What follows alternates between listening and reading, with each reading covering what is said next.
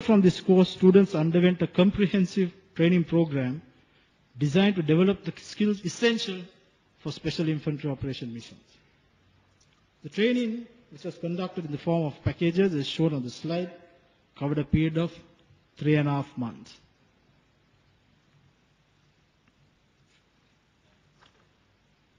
The improvement of the operational efficiency of the infantry as a whole could be attributed to the conduct of realistic and objective infantry battalion training. This included combined arms and even joint warfare. We had live exercises with inclusive of close air support. The advanced infantry platoon training, which is designed to maintain operational effectiveness of the individual and the platoon. We continue to maintain the effectiveness of the platoon. And from there we drew out the SIOT training, which brought to life a war-winning concept. Ladies and gentlemen, the period of peace was put to good use with the development of the SIO concept as the infantry way of war. And as such, when hostilities resumed, we were ready.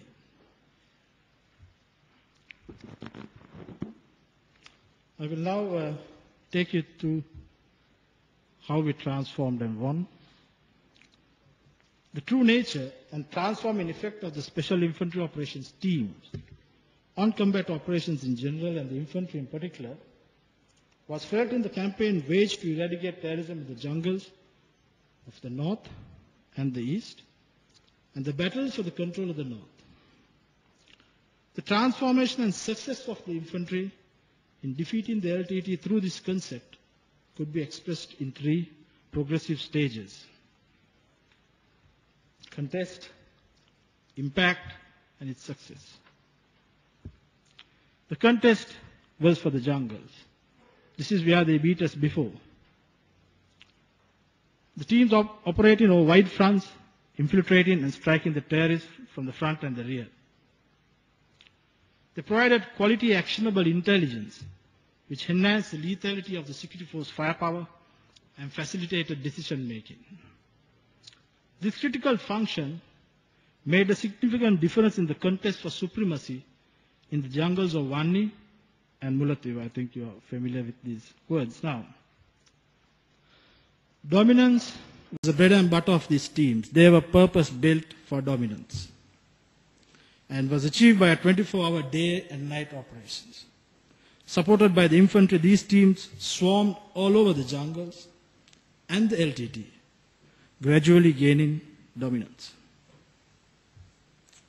The actions of these teams compelled the LTT to commit more cadres and reserves to contest the jungles. This denied the LTT the much needed reserves and cadres essential to counter other security force moves. From contest to impact, they dominated the jungles and gained moral ascendancy over the LTT. This is something that took time, but we gained it. In the terrain of its own choosing. I emphasize own choosing. The LTT lost the contest for the jungles, and with it, their critical bases, safe havens, and the ability to wage classical guerrilla warfare, which was their greatest strength. Forced out of the jungles into positional defense based on abandoned fortified villages, the LTT was vulnerable to the superior firepower of the government forces. In the contest for the jungle, these teams too suffered heavy casualties, which were replaced by the basic infantry as the required training and deployment of original teams was time consuming. If you remember, it was 3.5 months. So the infantrymen from the units kept replacing them. Therefore, an on-the-job training policy was implemented. From impact to success, the success of the special infantry operation teams influenced the basic infantry to adopt the same concept. This is where the transforming effect took place. This small group approach to operations permeated through the entire infantry and soon blended the infantry and the special infantry operation concept and the teams and became the infantry way of war.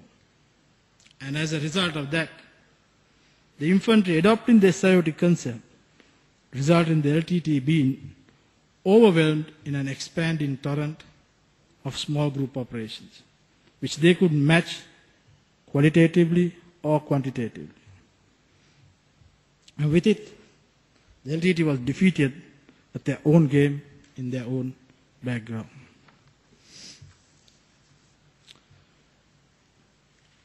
Ladies and gentlemen, I will now take you through a few lessons learned. It is all about dominance. Operations conducted by the infantry, be it counter-terrorist, counter-guerrilla, or even counter-insurgency, is principally about dominance. And there comes no better way of dominance than through the age-old tactic of patrolling, which is best done by small groups of infantry. A simple infantryman may be adequate. Looking for the perfect infantryman to do the job may not be practical and at times necessary.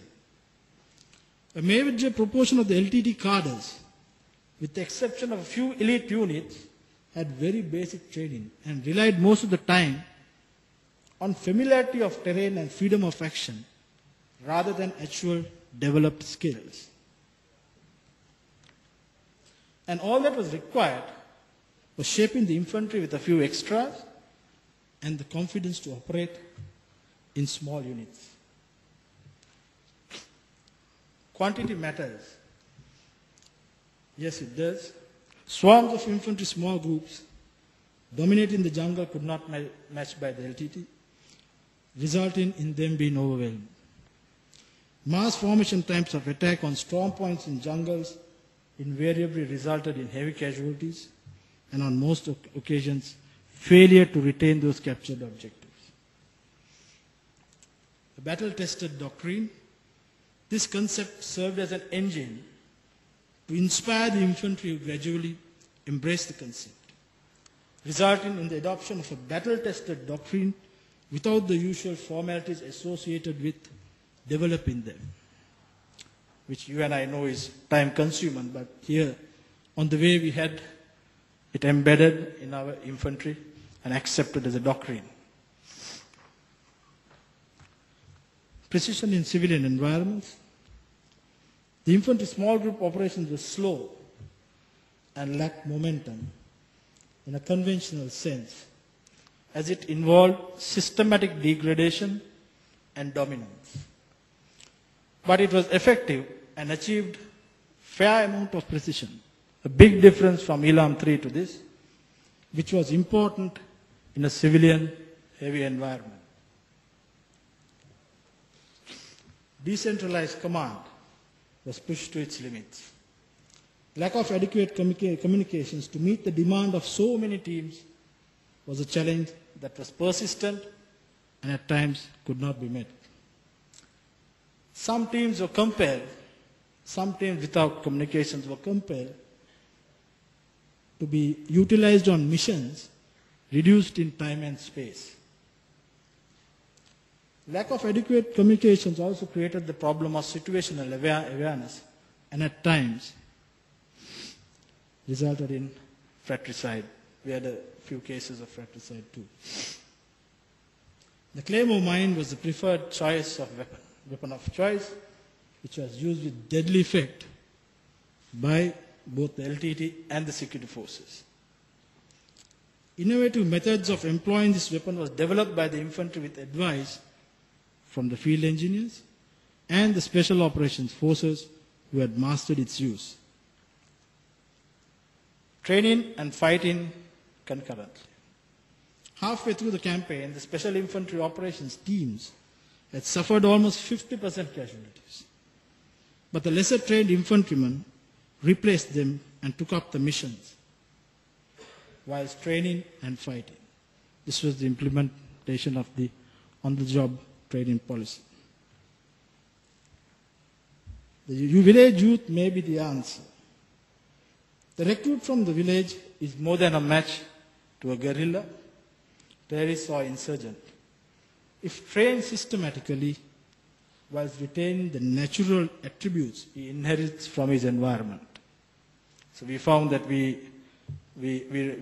have a person who's as good as the guerrilla, who lives in the same environment, but we bring him in and we conventionalize him and then expect him to fight this in another way, while he just has those natural abilities.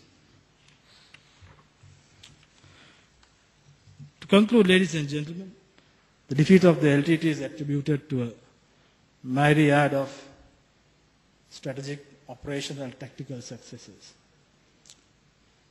However, the equation on ground was changed in favor of the security forces by the dedication, skill, and will of the infantryman. An infantryman who blended into not just the environment, but into guerrilla warfare concepts, and transformed mind, body, and spirit to defeat the LTT. Thank you.